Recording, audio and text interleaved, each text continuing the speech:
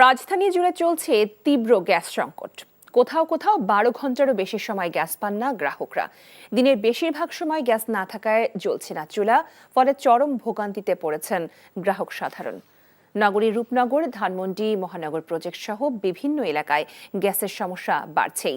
অবৈধ গ্যাস সংযোগের কারণে বৈধ গ্রাহকরা সমস্যায় পড়ছেন মন্তব্য করে তিতাসে ব্যবস্থাপনা পরিচালক শাহনেওয়াজ পারভেজ বলেছেন, সমস্যা সমাধানে কাজ করছেন তারা। নাজিবুর রহমানের রিপোর্ট।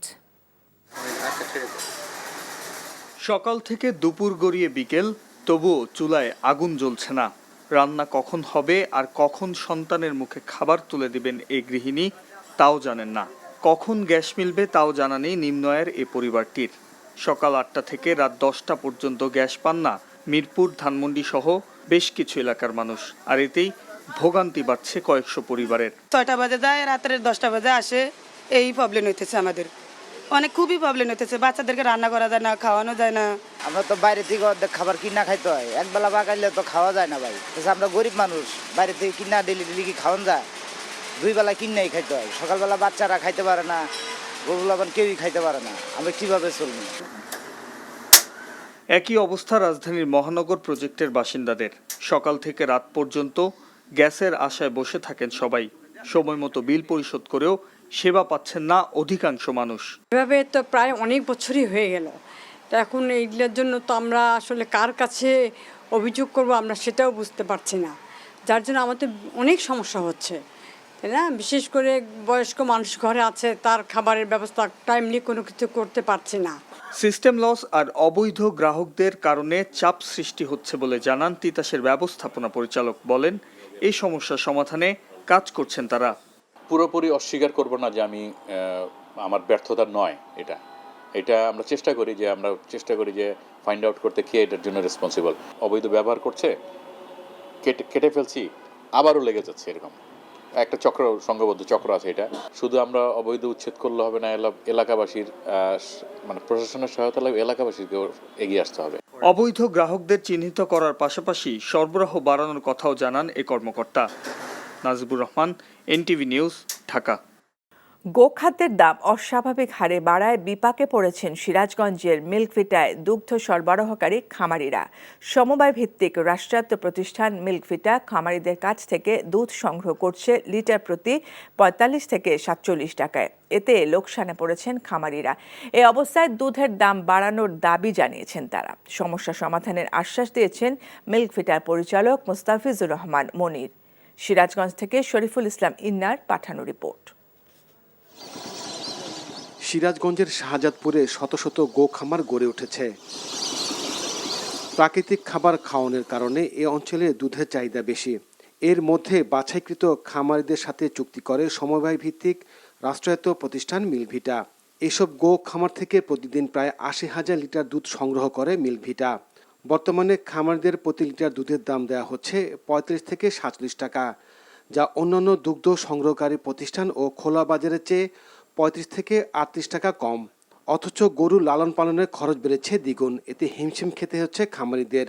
দুগ্ধ শিল্পকে টিকিয়ে রাখতে দুধের দাম বাড়ানোর দাবি খামারিদের। দুধ ধরেন যে আমরা যে খাদ্য কিনি, ধরেন যে খাদ্যের তুলনা দেয় যে দুধের দাম আমার কম হয়, আমরা খুব হিমশিম খাইতেছি আর কি। সব খাদ্যর দাম বেশি বুঝছেন, কিন্তু আমরা এই দুধের দাম পাচ্ছি না, দুধের দাম কম দিচ্ছে।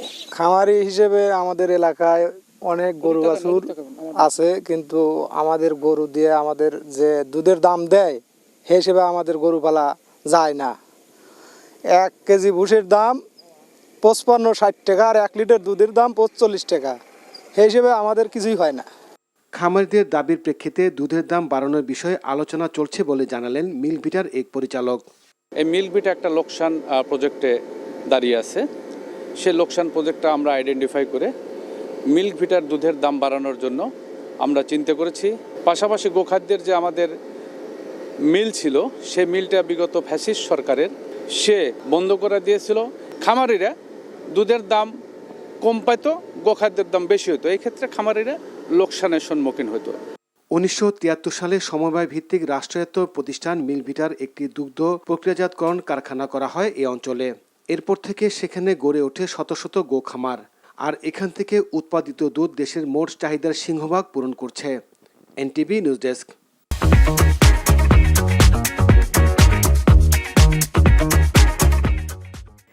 শীত বাড়ার সাথে সাথে নোয়াখালী বিজ্ঞান ও প্রযুক্তি বিশ্ববিদ্যালয়ে ঝাঁকে ঝাঁকে আসছে অতিথি পাখি। কলকাকলিতে সারাক্ষণ মাতিয়ে রাখছে পুরো ক্যাম্পাস। শীত প্রধান বিভিন্ন দেশের নানা প্রজাতির পাখি ডানা মেলছে ক্যাম্পাসের এখানে সেখানে। এদিকে অনেকটা কোলাহল মুক্ত পরিবেশে অভয়ারণ্য রক্ষার কাজ করছে বিশ্ববিদ্যালয় কর্তৃপক্ষ। নোয়াখালী থেকে মাসুদ পারভেজের পাঠানো রিপোর্ট। শীত এলেই নিরাপদ অভয়ারণ্য খুঁজতে অতিথি পাখির ভিড় জমে নোয়াখালী বিজ্ঞান ও প্রযুক্তি বিশ্ববিদ্যালয়ে। প্রতি বছর হাজার হাজার মাইল আকাশপথ পাড়ি দিয়ে নিরাপদ অভয়ারণ্যে এভাবেই আশ্রয় নেয় অতিথি পাখির ঝাঁক। লেক ও জলাশয় তো বটেই, পুরো ক্যাম্পাস জুড়ে বসে পাখির মিলন মেলা। পাখিদের কলরব, দিগন্তে ডানা মেলে উড়ে বেড়ানোর নান্দনিক দৃশ্য বিশ্ববিদ্যালয়কে করে তুলেছে আরও প্রাণবন্ত। তাই অতিথি পাখিদের দেখতে সকালে ও বিকেলে ভিড় জমায় ছাত্রছাত্রী সহ সর্বস্তরের মানুষ। আমাদের বিশ্ববিদ্যালয়ে এমন একটা দৃশ্য সত্যি খুব মনোমুগ্ধকর, যে পাখিগুলার কিচিরমিচির আমাদের খুবই ভাল লাগে। এশিয়া অস্ট্রেলিয়া যে ফ্লাইওভারটা আছে সেটা দিয়ে যাওয়া আসা করে, এবং আমাদের নোয়াখালী বিজ্ঞান ও প্রযুক্তি বিশ্ববিদ্যালয় ওই ফ্লাইওভারের একটা পার্ট হওয়াতে অনেক পরিযায়ী পাখি হচ্ছে এখানে শীতকালীন যে সময়টা ওই সময়টার জন্য স্টপ ওভার করে দেখা যায়। বিশ্ববিদ্যালয়ের উপাচার্য জানান, পরিযায়ী পাখিদের নিরাপত্তায় অভয়ারণ্যে সব ধরনের ব্যবস্থা নেওয়া হয়েছে। ময়নাদ্বীপ এবং অন্যান্য এলাকায় যাতে কোনো প্লাস্টিক বা ডিল না ছুড়ে ছাত্রছাত্রীরা এবং যারা পর্যটক আসেন সেজন্য ব্যবস্থা নিয়েছি। ভবিষ্যতে শিক্ষা ও গবেষণায় এটা একটা অন্যতম উপাদান হিসেবে দাঁড় হবে, এবং আমরা বিশ্বাস করি অত্র এলাকায় পর্যটনেরও একটা সুযোগ তৈরি হবে। এবছর নানা প্রজাতির কয়েক হাজার পাখি এসেছে নোয়াখালী বিজ্ঞান ও প্রযুক্তি বিশ্ববিদ্যালয়ে। প্রকৃতিতে ভারসাম্য টিকিয়ে রাখতে পাখিদের সুরক্ষা ও আরও অভয়ারণ্য দরকার বলছেন সংশ্লিষ্টরা। NTV news desk.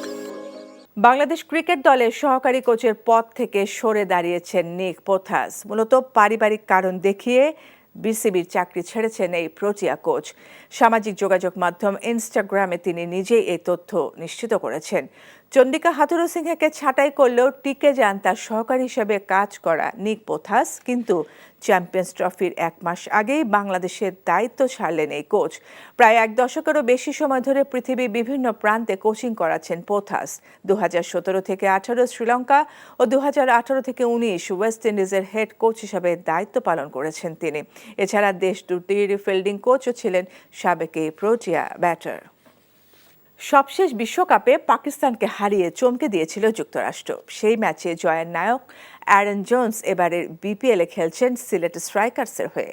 টানা তৃতীয়বারের মতো বিপিএল খেলতে আসা অ্যারনের মনে ধরেছে স্বাগতিকদের দর্শক আগ্রহ।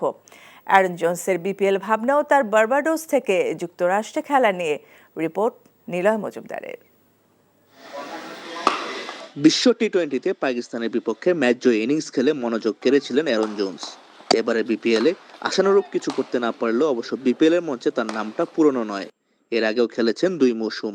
নিজের তৃতীয় মৌসুমে সিলেটের স্বাগতিক দর্শক মুগ্ধ করেছে তাকে। খেলতে চান পরের কয়েক মৌসুমেও। আগেও বিপিএল এ খেলেছি। বাংলাদেশের ক্রিকেট নিয়ে বেশ ভালোই অভিজ্ঞতা আছে। দর্শকদের ভালোবাসা পেয়ে সত্যি আমি মুগ্ধ। সুযোগ পেলে আগামীতেও এখানে খেলতে চাই। খেলতে পারতেন ওয়েস্ট ইন্ডিজের হয়েও, তবে যুক্তরাষ্ট্রের হয়ে খেলার সুযোগ পাওয়ায় তা হাতছাড়া করেননি এই ব্যাটার। যুক্তরাষ্ট্র খুব দ্রুতই আন্তর্জাতিক টি-20তে ভালো দল হয়ে উঠবে বলে মনে করেন তিনি। ঘরের মাঠে টি-20 বিশ্বকাপ আয়োজন কয়েক ধাপ এগিয়ে দিয়েছে আমাদের।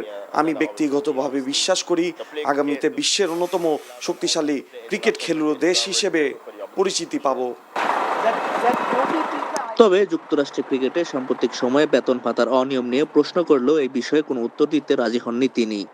Niloy Majumdar, NTV news, Dhaka. 1 মাস ধরেই বাজারে চালের দাম বাড়তি। ভরা মৌসুমেও বিক্রি হচ্ছে সেই দামেই।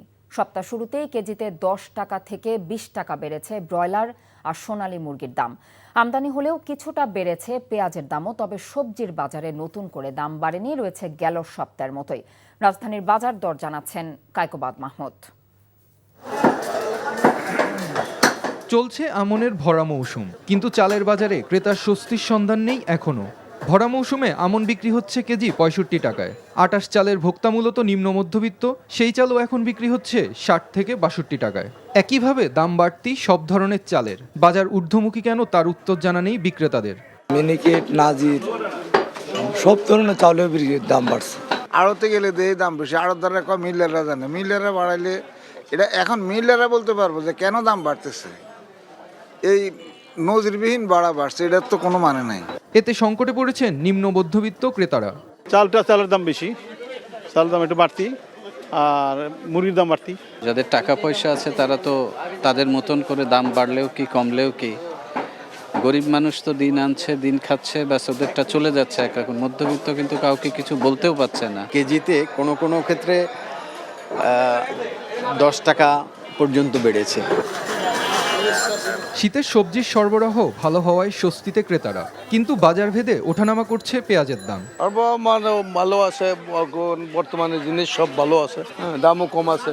55 টাকা বাজারের মধ্যে 40-এ পাওয়া গেছে, এই সপ্তাহে আবার একটু বেশি। ব্রয়লার মুরগিরও দাম বেড়েছে, কেজি বিক্রি হচ্ছে 210 থেকে 220 টাকায়। গত সপ্তাহের তুলনায় একটু বেশি, 10 টাকা থেকে 20 টাকা বেশি। দেশি মুরগি আপনার গত সপ্তাহে ছিল 600 টাকা, এখন 550 টাকা বিক্রি করতেছে। আর সোনালিটা 350 ছিল, এখন 330 টাকা। একবার একটু কম পাই, আবার একটু বেশি পাই। বুঝে বললাম 5 টাকা কমলে 10 টাকা বাড়ে পরের সপ্তাহে গিয়ে, মানে জিনিস একই থাকে। এছাড়া সোনালী মুরগি বিক্রি হচ্ছে 330 থেকে 340 টাকায়, আর গরুর মাংসের কেজি 750 টাকা। Kaikobad Mahmud, NTV news, Dhaka.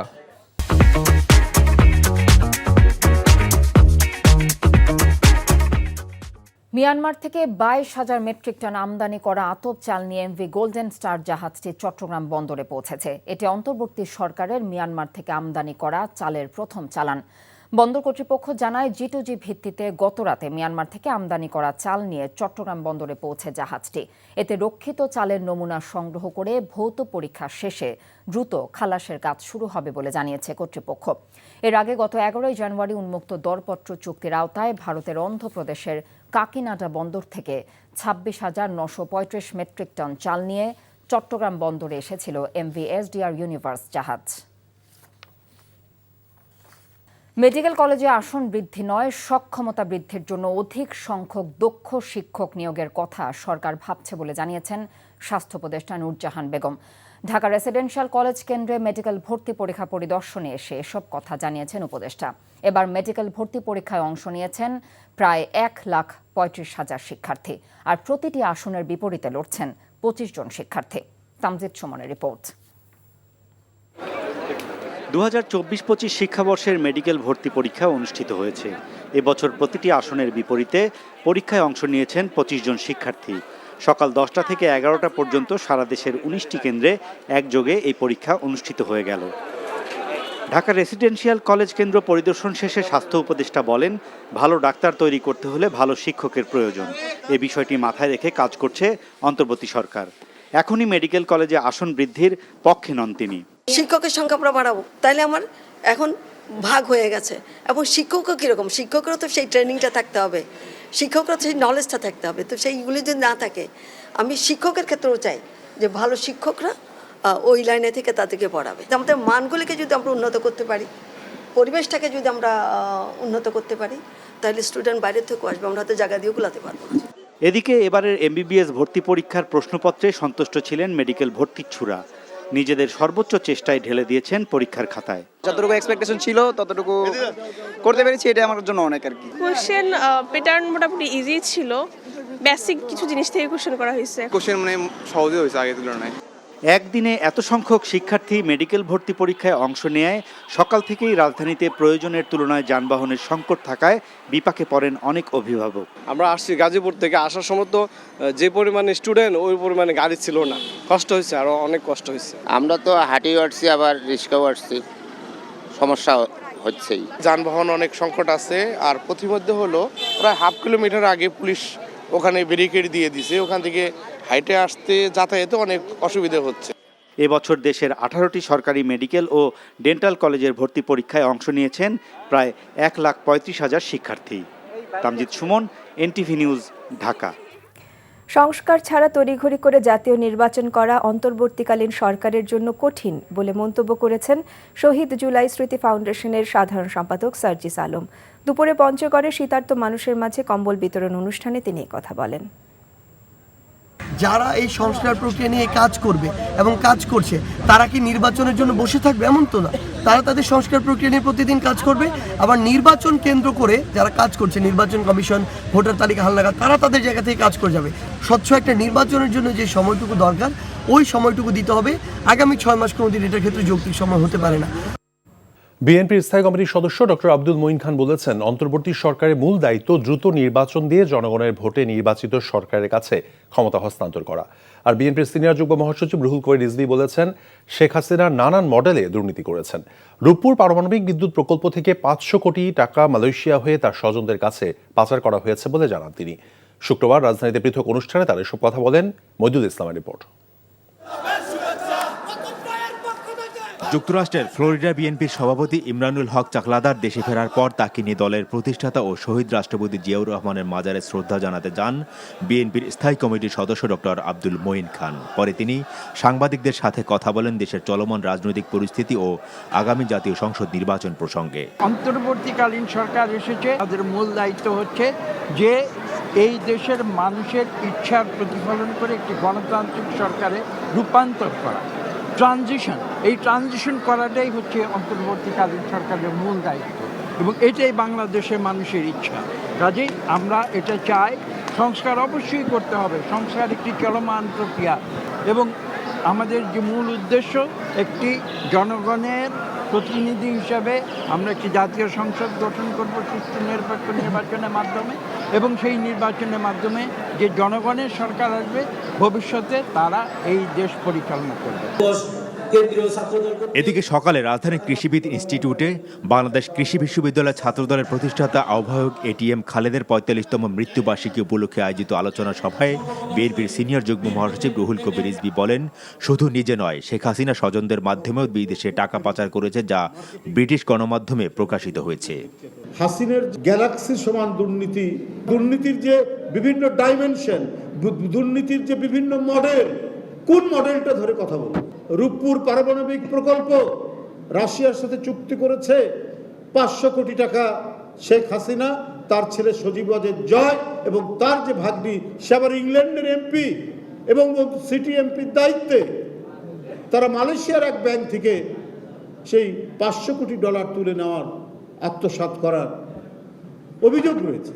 Tulip লেখাপড়া করেছে ইংল্যান্ডে একজন এমপি, একজন জনপ্রতিনিধির 1 টাকা 1 পয়সা দুর্নীতির, এটা একটা স্বপ্নের বিষয়, কিন্তু তার জিন হচ্ছে বাংলাদেশের শেখ পরিবারের।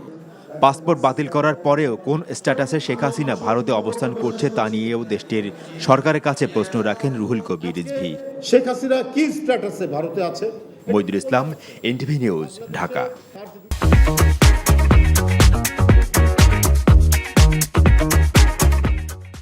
3 ঘন্টার চেষ্টায় রাজধানী হাজারীবাগের ট্যানারি গোডাউনে লাগা আগুন নিয়ন্ত্রণে এসেছে। এই ঘটনায় জীবিত কয়েকজনকে উদ্ধার করা হলেও হতাহতের কোনো ঘটনা ঘটেনি। সরু রাস্তা আর পানির সংকটে আগুন নেভাতে বেগ পেতে হয় ফায়ার ফাইটারদের। আগুন লাগার কারণ জানতে গঠন করা হয়েছে তদন্ত কমিটি। আপেল শাহরিয়ার জানাচ্ছেন বিস্তারিত। জুমার নামাজের পর হাজারীবাগ কাঁচা বাজারের কাছে ফিনিক্স লেদার কমপ্লেক্স নামের একটি ভবনে আগুন লাগে। ফায়ার সার্ভিস জানায়, 7 তলা ভবনের 5 তলায় চামড়ার পণ্যের গোডাউন থেকে এই অগ্নিকাণ্ডের শুরু। ধীরে ধীরে আগুনের লেলিহান শিখা ছড়িয়ে পড়ে 6 ও 7 তলাতেও। আগুন নেভাতে একে একে যুক্ত হয় ফায়ার সার্ভিসের 13টি ইউনিট। সরু রাস্তা আর মানুষের ভিড়ে আগুন নেভাতে হিমশিম অবস্থা ফায়ার ফাইটারদের। উৎসুক মানুষ সামলানো এবং আগুন নেভাতে সহায়তার জন্য যুক্ত হন সেনাবাহিনী ও বিজিবি সদস্যরা। 3 ঘন্টার চেষ্টায় আগুন নিয়ন্ত্রণে আসলেও তার আগেই পুড়ে যায় বেশ কয়েকজন ব্যবসায়ীর কোটি টাকার পণ্য ও সরঞ্জাম। নামাজের পরে খানা খাইতে বসবে, এই সময় শুনি যে আগুন লাগছে। লেজারের যে সামগ্রীগুলো তৈরি হয়, গিফট আইটেম, বিভিন্ন যে সম্মাননা দেয় কেরেস টেরেস মেশিন আদি এবং কি যত মালামাল ছিল এইগুলো আর যা কিছু আছিল সব শেষ।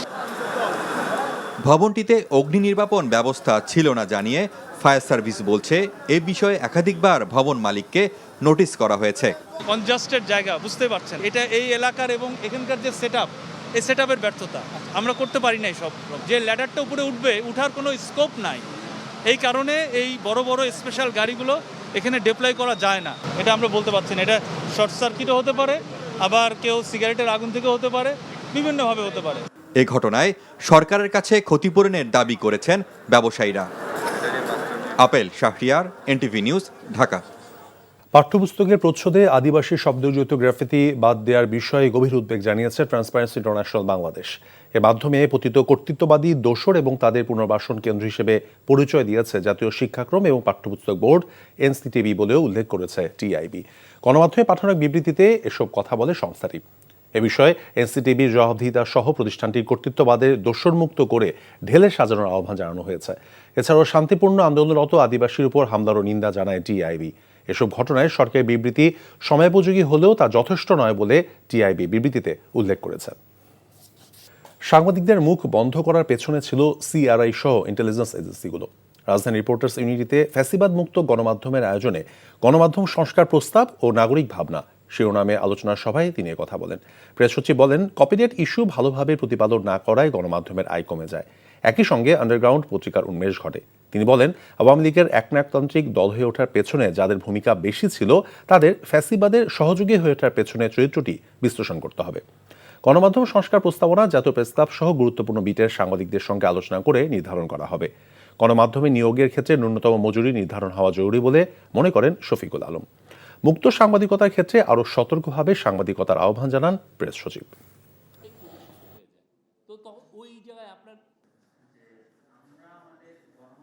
জার্নালিজম দিয়ে যে একটা স্বৈরাচারকে শক্তিশালী করার যে বয়ান তৈরির যে প্রয়াস এবং আমাদের সবার সিভিল লিবার্টি কেড়ে নেওয়া, এই কাজগুলো যে হয়েছে, এটা একটা প্রাইভেট ইনিশিয়েটিভে হোক।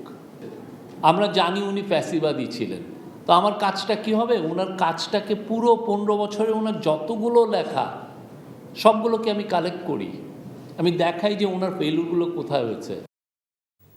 বিএনপি মহাসচিব মির্জা ফখরুল ইসলাম আলমগীর বলেছেন, 15 বছরের ফ্যাসিস্ট বিরোধী আন্দোলনে ছাত্র জনতার গণঅভ্যুত্থানে অনেক রক্তপাত হয়েছে। হিংসা বিদ্বেষ ভুলে নতুন বাংলাদেশকে এগিয়ে নিয়ে যেতে হবে। তিনি বলেন, তরুণ প্রজন্ম অনেক বেশি প্রযুক্তির সঙ্গে সম্পৃক্ত, তাদের লেখাপড়ায় সর্বাধিক গুরুত্ব দেওয়া দরকার। মুন্সিগঞ্জের সিরাজদি খান একটি রিসোর্টে ঢাকা কলেজের সাবেক ছাত্রদের পুনর্মিলনী অনুষ্ঠানে তিনি কথা বলেন। ঢাকা কলেজের সাবেক ছাত্র এবং শিক্ষক হিসেবে গর্ববোধ করেন ফখরুল। কলেজের গ্র্যান্ড রিউনিয়নে আয়োজক কমিটির আহ্বায়ক সাবেক ভিপি মীর শরফত আলী সপুর সভাপতিত্বে অনুষ্ঠানে স্বরাষ্ট্র উপদেষ্টা লেফটেন্যান্ট জেনারেল অবসরপ্রাপ্ত মোহাম্মদ জাহাঙ্গীর আলম চৌধুরী সহ অন্যরা উপস্থিত ছিলেন। দিনব্যাপী পরিবারের সদস্যদের নিয়ে আনন্দে মাতেন কলেজের প্রাক্তন শিক্ষার্থীরা।